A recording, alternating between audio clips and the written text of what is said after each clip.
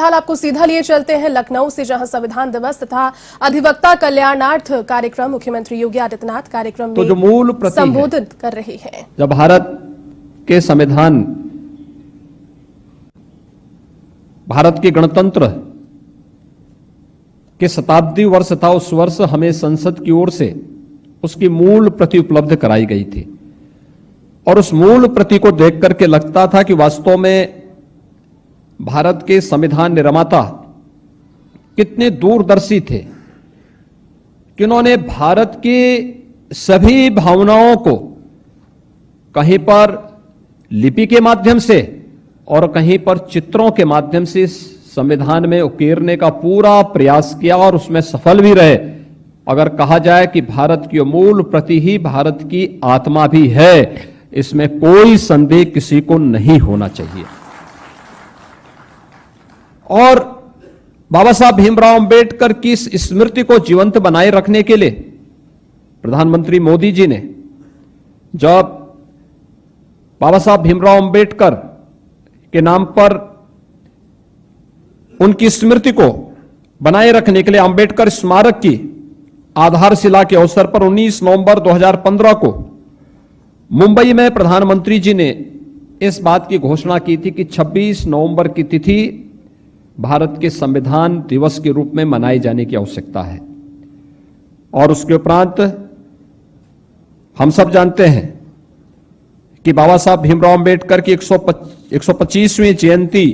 वर्ष के उपलक्ष्य में 26 नवंबर 2015 को भारत में पहली बार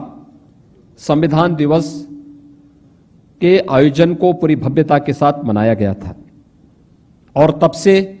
प्रतिवर्ष पूरा देश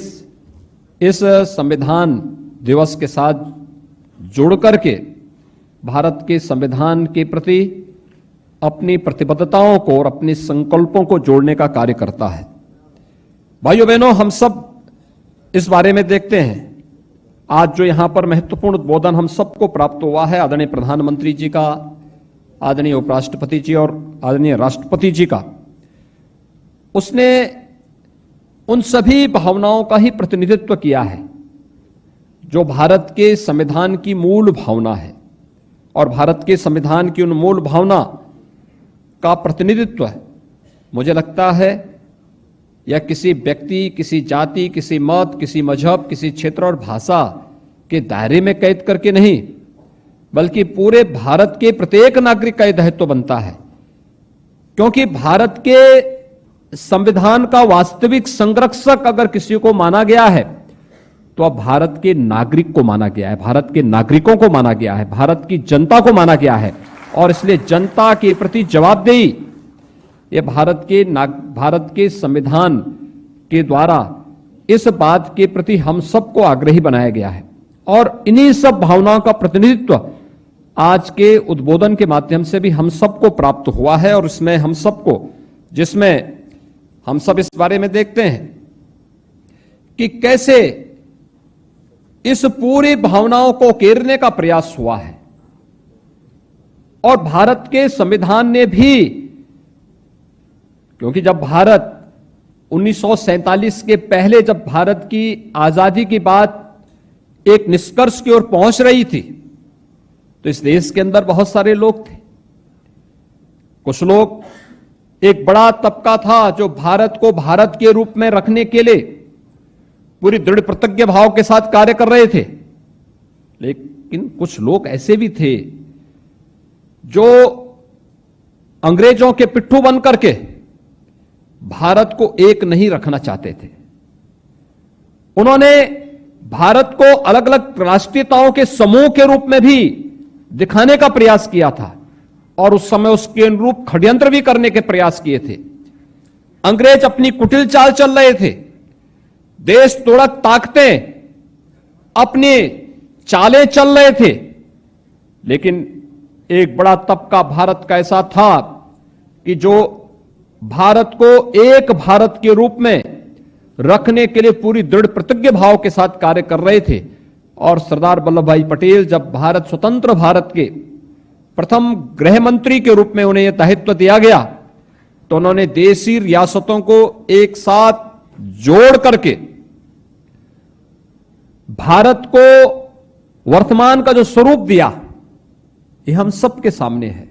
कितनी कठिन और चुनौतीपूर्ण कार्य रहा होगा, लेकिन उस कठिन और चुनौतीपूर्ण कार्य को बड़ी ही सहजता के साथ, बड़ी सरलता के साथ, सबकी भावनाओं को समेटते हुए, न जातीय दंगा, न भाषाई विवाद और न ही किसी भी प्रकार के अन्य किसी भी भाव के साथ ऊपर उठ करके केवल भारत को भारत के रूप में स्थापित करने के उन भावों को आगे बढ़ाने का जो कार्य उस समय जिस दूरदर्शिता के साथ इन महापुरुषों ने किया था, वह आज भी भारत के प्रत्येक नागरिक के अंदर उन भावनाओं के प्रति सम्मान का भाव दिखना चाहिए। और इस दृष्टि से भारत का संविधान हम सबको इन सब भावनाओं के साथ जोड़ता है, जिसमें हर नागरिक की गरिमा, उसकी स्वतंत्रता, समानता और बंधुत्व के भाव को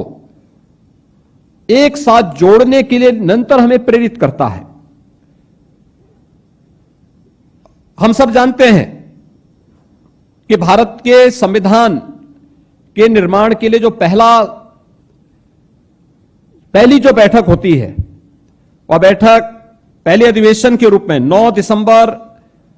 1946 को संपन्न होती है। और उसके बाद